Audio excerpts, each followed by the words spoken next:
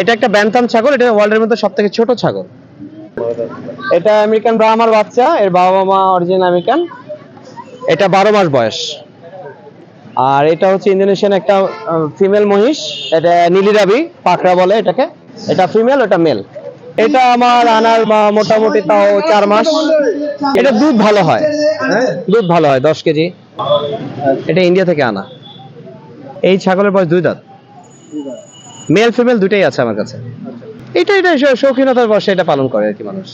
খুবই ছোট ছাগল। এই প্রাণী সম্পদ প্রদর্শনী 2024-এ আমরা ইএসডির পক্ষ থেকে 4টি স্টল দিছি, যেখানে একটাতে মিল্কের প্রোডাক্ট, আরেকটাতে মাংসের যে আচার, শুটকি, পায়া ভুড়ি, তারপর এদিকে দেখতে পাচ্ছেন যে সাইলেজ। আমরা আসলে বাংলাদেশে একমাত্র শুদ্ধ এগ্রোর যে উৎপাদিত সাইলেজ এবং মাঠা, এই 4টে স্টলের মাধ্যমে আমরা এই প্রদর্শনী মেলাতে স্টল দিছি। অনেক উদ্যোক্তা আমাদের স্টলে খুব ভিড় জমাচ্ছে এবং স্যারও খুব প্রশংসা করলো। আশা করি আমাদের এই উৎপাদিত পণ্যগুলো খুব সহজলভ্য হবে এবং সবার মানুষের কাছে এটা একটা গ্রহণযোগ্যতা পাইছে। আমরা মনে করছি খুব ভালো একটা এই মেলায় অংশগ্রহণ করতে পারে, আমার খুব ভালো লাগতেছে। আসসালামু আলাইকুম, আমি মোহাম্মদ ওমর ফারুক বলছিলাম। আমাদের আজকে ইএসডিওর 4টা স্টল এখানে স্থাপন করা হয়েছে। মেলা পরিদর্শন হিসেবে আমাদের মাঠা, চিজ, ঘি, পনির এবং কিছু গরুর মাংসের আচার, গরুর মাংস, পায়া ভুড়ি, এই সমস্ত পণ্য আমরা ঠাকুরগাঁওবাসীদের জন্য আজকে পরিচিতি লাভের জন্য এবং মানুষকে নতুনভাবে উদ্ভাবিত করার জন্য, নতুন উদ্যোক্তা তৈরি করার জন্য আজকে আমরা এই মেলায় অংশগ্রহণ করেছি।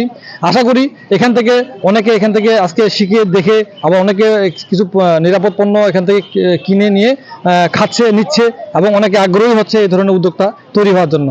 আমি ধন্যবাদ জানাই আমাদের ইএসডি আরএমটিভি প্রকল্পকে, যেনারা আজকে ডিএলও যে প্রোগ্রাম আজকে অনুষ্ঠিত হইল বা তৈরি করলো, সেই প্রোগ্রামে আমাদেরকে অংশগ্রহণ করার জন্য সুযোগ দেওয়ার জন্য। আমি এখানে আমাদের প্রাণী সম্পদ অধিদপ্তরের পক্ষ থেকে আমাকে নিয়ে আসা হয়েছে। আমাদের যে একটা প্রোগ্রাম হয়, ওনারা খুব সুন্দরভাবে আমাদেরকে একটা প্রোগ্রামের ব্যবস্থা করে দিয়েছে, যাতে আমার কিছু পোষা প্রাণী আছে, আমি সেগুলো নিয়ে আসছি, যেন এগুলো দেখে মানুষ আরও উৎসাহী হয় এগুলো পালন করার ক্ষেত্রে। আমরা চাই আমাদের দেশি সম্পদ যেন সবাই সুন্দরভাবে এদের পরিচালনা করতে পারে।